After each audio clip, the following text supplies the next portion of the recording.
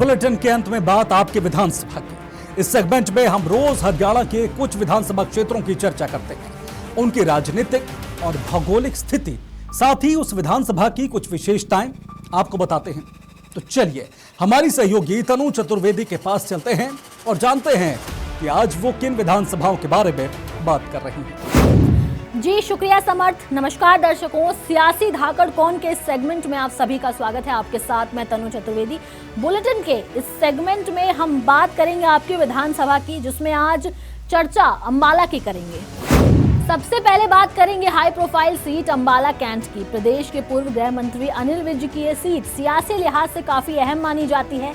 इस सीट का दबदबा 2014 के बाद से और बढ़ गया है। पूर्व केंद्रीय मंत्री स्वर्गीय सुषमा स्वराज ने इस सीट से अपना राजनीतिक जीवन की शुरुआत की थी और अब तक 12 बार यहाँ चुनाव हुए हैं, जिसमें से ज्यादा कांग्रेस को 5 बार जीत मिली है। और अब बात अगर वोटर्स की जाए तो अंबाला 2019 के चुनाव में कुल 1,96,870 पात्र वोटर रहे हैं, जिनमें से 10,476 पुरुष रहे हैं, 92,090 महिलाएं और 6 वोटर थर्ड जेंडर के रहे हैं। अगली सीट है अंबाला सिटी। यहाँ साल 2000 से लेकर के 2009 तक कांग्रेस का कब्जा रहा है, जिसके बाद से 2014 में इस सीट से बीजेपी के असीम गोयल ने जीत हासिल की थी। इस क्षेत्र में कुल जो मतदाताओं की संख्या है वो 2,60,000 है। इनमें से पुरुष मतदाताओं की संख्या 1,35,605 है और महिला मतदाताओं की संख्या 1,24,443 है। वहीं थर्ड जेंडर मतदाताओं की संख्या 20 है। नारायणगढ़ विधानसभा सीट हरियाणा की एक महत्वपूर्ण विधानसभा सीट मानी जाती है। यहाँ 2019 में कांग्रेस ने जीत दर्ज कराई थी।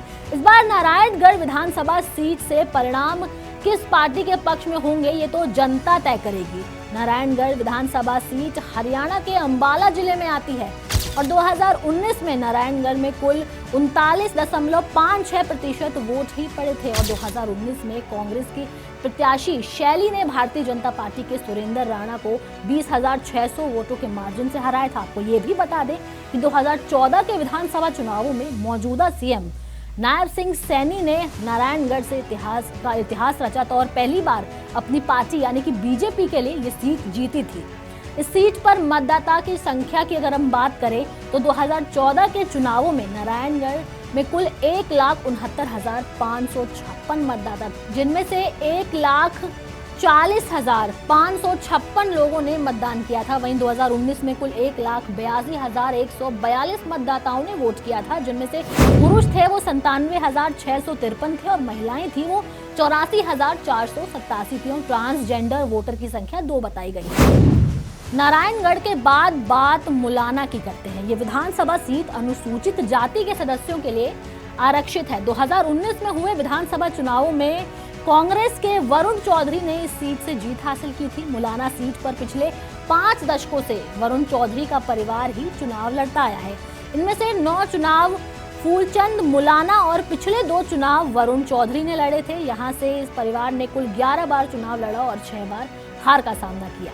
आपको बता दें कि 5 बार जीत भी दर्ज कराई। 2014 के चुनावों में यहां से बीजेपी के संतोष चौहान सरवन ने जीत हासिल की थी। आपके विधानसभा के आज के सेगमेंट में इतना ही। आपसे फिर होगी मुलाकात। फिलहाल मुझे दीजिए इजाजत। नमस्कार। तो इसी के साथ हमारी आज की विशेष पेशकश में फिलहाल इतना ही, लेकिन हरियाणा विधानसभा चुनाव से जुड़ी हुई हर अपडेट के लिए आप बने रहिए टीवी 24 के साथ। फिलहाल मुझे दीजिए इजाजत। नमस्कार।